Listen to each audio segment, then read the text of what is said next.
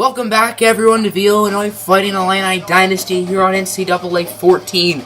As last episode, Illinois went on to Wisconsin to take on the Badgers and beat them well. They are now ranked number 3 in the country after Ohio State lost, and they're going to be playing Minnesota this week. With a win, Illinois pretty much guarantees their spot in the Big Ten Championship for a third straight season. The past 2 seasons both ended in Illinois Big Ten Championship victories. It is also Senior Day today here in Champaign. As Illinois doesn't have that many seniors, I could only count or remember 4 in their starting lineup, but they're very important. Let's start with the secondary, who are losing 3 starters. The free safety redshirt senior Chris Wright, nickel cornerback redshirt senior Matt Fox, and true senior cornerback Melvin Washington. Especially Washington, but all of them have been key. And obviously at the quarterback position, one of the greatest college football players of all time, Eric Fisher, will be playing his final home game here at Memorial Stadium. Illinois will choose, or Minnesota is going to choose heads. As you can see, Illinois' captains are Fisher and Washington, as they are both seniors. Illinois' defense is going to go on the field first, as usual. This is obviously going to be a little bit of a bittersweet game for players like Eric Fisher, who may never play on this turf again on first down. It'll be a screen for Johnson. And Johnson with a nice gain of 14. Jonathan Johnson, what a name. These Illinois seniors want to go out with a bang. And this is also the last home game in the series, so technically everyone wants to go out with a bang. Third down, as Scott Battle will get it to Lott. Lott breaks Matt Fox's tackle as well as Chris Wright. So he breaks 2 seniors' tackles and gets 23 yards. This Illinois defense has been a very tough nut to crack these past few weeks. As it is 4th and 5, Minnesota's going to go for it. They want to start this game out with a little bang. As Scott Battle, under pressure, and it's going to be intercepted. It is picked off by the junior linebacker, Billy Ashley. Here is Eric Fisher in the offense, as this is Eric Fisher's final home game as a Fighting Illini before most likely being drafted into the NFL. Kyle Davis in motion, handoff for Shrub. Shrub with a spin move. Nice run for 11. It is 3rd down and 4 for Illinois. About 5 minutes left in the quarter. No one has scored yet. As Fisher looking, short pass for Kyle Busch, who runs backwards and only gets 3. Would you look at this? 4th and 1. And Illinois is going to copy Minnesota by going for it. Let's see if they'll be successful. Unlike the Golden Gophers, as Fisher scrambling under pressure, he will find Kyle Davis, and Davis gets laid out, but not before gaining 23. It is 2nd down and 3 at the 35 for Illinois. The sophomore Darius Shrub, and of course the senior Eric Fisher in the backfield is Fisher scrambling with it. Fisher looking, finds Quayshawn Law. Law trucks the defender, gets to the 5. It is 2nd and goal for Illinois. About 3.5 minutes left here in quarter number 1. Fake handoff for Darius Shrub. Fisher scrambling, gets it to Shannon Hall for redshirt senior tight end. I guess this is his final home game as well, but I didn't mention him as he's not really a starter or very important to this team. And Illinois will take the lead. Sorry for bashing you, Shannon. We have an EA Sports Studio update for you as number 2 Texas loses to the Kansas Jayhawks of all teams. That is huge for Illinois, as if Illinois wins out, then they'll most likely officially make the Natty. And number 13 Michigan, number 11 Nebraska, and number 24 Iowa all lose. 3 ranked Big Ten teams going down. Minnesota's offense had a nice drive going, but missed the 4th down conversion, resulting in a Billy Ashley interception. 3rd and 4. Screen pass for Jonathan Johnson. He trucks Matt Fox. It's like the 3rd time today that Matt Fox has been trucked. It is 2nd down and 9. 2.5 minutes left in the quarter. Illinois currently leads it 7-0. Short pass for Battle. He gets it to Gray. Gray with a nice play. Down the field. Still not down. And gets 22. Apparently that counts as after a 22-yard quote-unquote rush. It is 1st down for the Golden Gophers. As tight end in motion, he's going to line out as a wideout. Scott Battle drops back. Under pressure, meet Dustin Smith. Dustin Smith has been very solid these past few weeks. One of the better linebackers in the Big Ten. It is 3rd down and 14 for the Golden Gophers at around the 22-yard line. Scott Battle under pressure, looking for the end zone, and it's intercepted by Paul Tyson. The second Illinois interception of the day, and it's the true freshman bringing it out to around the 26. Illinois' offense returns. Last drive, they were able to score 7. Let's see if they can repeat. They hand off for Shrub on first down. Fisher, scrambling, doesn't know what to do with it. He's going to run, and he fumbles it. What was that? I think he was trying to slide, but he misplayed it. It seemed like Eric Fisher was trying to slide, but it didn't really work out. As it is 3rd and 1, fake handoff for Johnson. As it gets over to Anderson. Anderson tackled it around the 5. It is 2nd down and goal for the Golden Gophers at around the 1-ish yard line. As Battle, it's going to be a read option attempt, but Aaron Burns, makes a play. Aaron Burns is also a senior. I just forgot to mention his name because he was a JUCO junior when he joined the team, so he's only been at Illinois for 2 seasons, so that's why it was confusing. As on 3rd down, Williams will get slaughtered for a gain of 0, not by Claude Slaughter, but by Paul Tyson, who had the interception. Here comes back out Illinois' offense. His last drive wasn't too successful. 1 play and a fumble for Fisher, as Minnesota did easily make the field goal. Score now 7-3 is on first down. Shrub with a 3-yard gain, but there's a flag, and it is going to be a face mask on Minnesota. Huge costly penalty by Chris Slater. It is 2nd down and 5, about 6 minutes left in the first half. Illinois up 7-3. As Fisher dropping back, scrambling, doesn't know what to do with it. He's going to look down the field for a wide open Daniel Barnes. He gets it inside the 10 for a gain of 45. It is 1st and goal for Illinois at about the 7. They're 1 for 1 today in the red zone with a touchdown. As on first down, Fisher fake handoff, looking for Kyle Busch, and Kyle Busch, the junior, gets a touchdown, and this one will be an extended Illinois lead, now up by 2 possessions. Minnesota was able to squander a field goal in their last possession.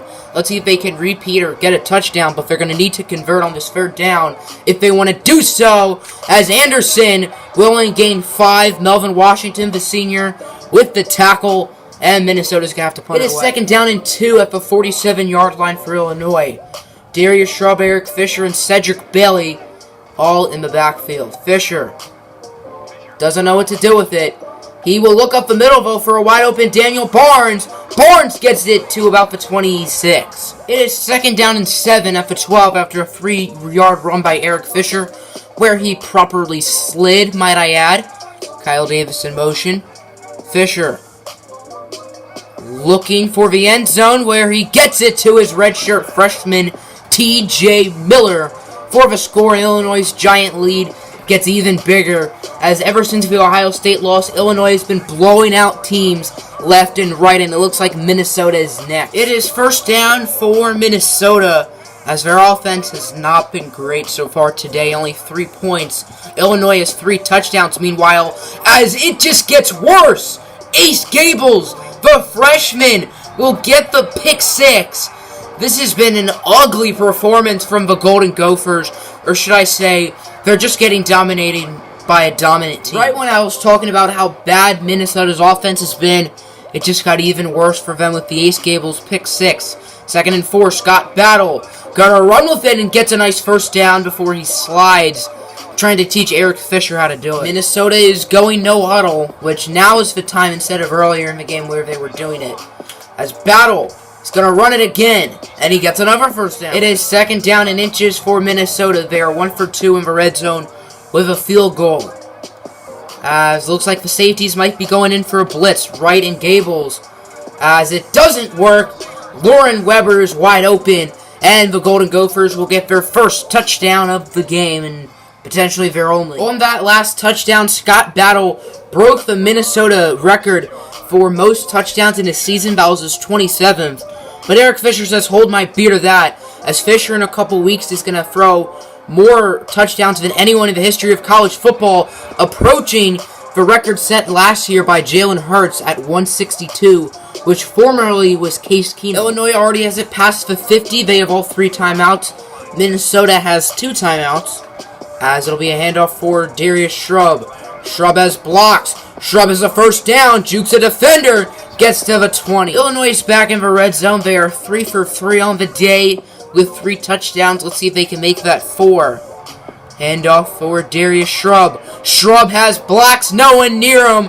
And Illinois' gigantic lead gets even more gigantic. It is 3rd down and 2. 11 seconds left. Minnesota is 1 timeout. Illinois is all 3. Not that Illinois is going to help Minnesota. As wide open down the field is Lott. And Lott will be tackled by Ace Gables, but gets to the red zone with just 4 seconds left. Minnesota is going to go for a field goal, a call that I somewhat disagree with for their perspective, as the kick is up and it is good. Your score at halftime, Illinois 35, Minnesota 13. Illinois is 0 for 1 on 3rd down. They've only had 1 3rd down, which is pretty surprising. They missed it, but they went forward on 4th down and got it as Fisher. He's scrambling and he runs right into a Minnesota defender. It's Lee Weber, who Illinois tried to recruit back when he was a high school senior, and Illinois is going to have to punt it. Here's the Minnesota offense. They got a field goal at the end of the first half. Let's see if they can improve upon that, as Johnson, with a nice run, gets to almost midfield. It is 4th down. Minnesota is going to go for it here, as Battle, under a lot of pressure, probably won't get it off. And he won't. It's Matt Fox, who has not had a great senior day in his final home game at Memorial Stadium, but he does get the sack right there, the nickel corner. Illinois' offense did nothing. They had to punt it again. So they have started the second half off with 2 straight punts after not punting it at all in the first half. As Scott Battle looking to pass. Battle has time, gets it to Weber. Nice play for Lauren Weber. Lauren and Lee Weber are 2 of this Minnesota's team's better players.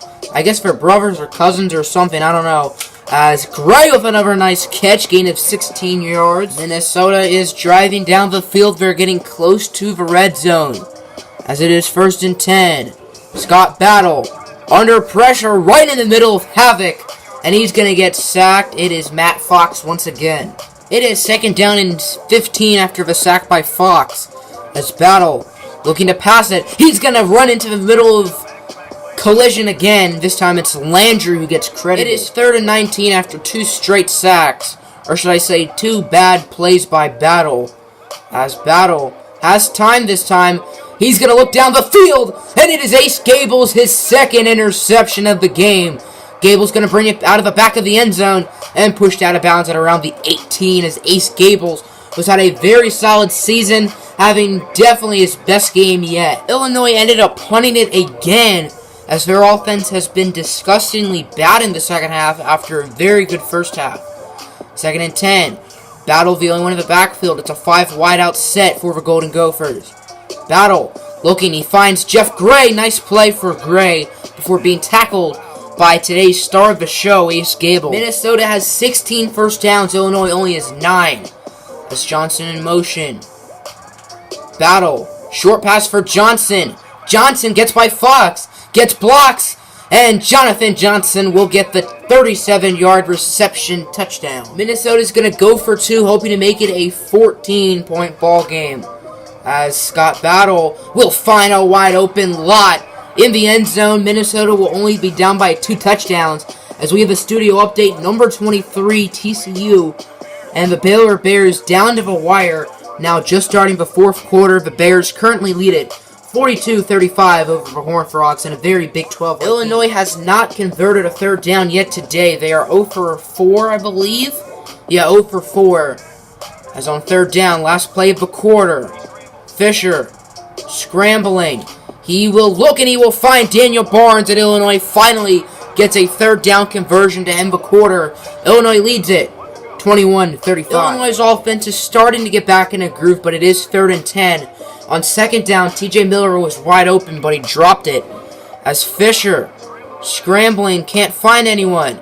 He's going to look to run it, and he only gets 7. Illinois is going to go for it on 4th down. They are 1 for 1 today on 4th down, which was their opening possession, and they eventually scored a touchdown. Fisher finds a wide open Kyle Busch, and Busch will get in the red zone. Illinois is back in the red zone. They are 4 for 4 in the red zone, with 4 touchdowns. The other touchdown being a defensive touchdown by Ace Gable. Shannon Hall in motion. Fake handoff for Shrub. Fisher looking for, not quite Sean Law, Daniel Barnes, sorry, as Barnes, who has been very good today, gets his first touchdown of the game, Fisher's fourth, and this game looks just about locked up. Minnesota's offense had a nice drive last drive, resulting in a touchdown and a 2-point conversion.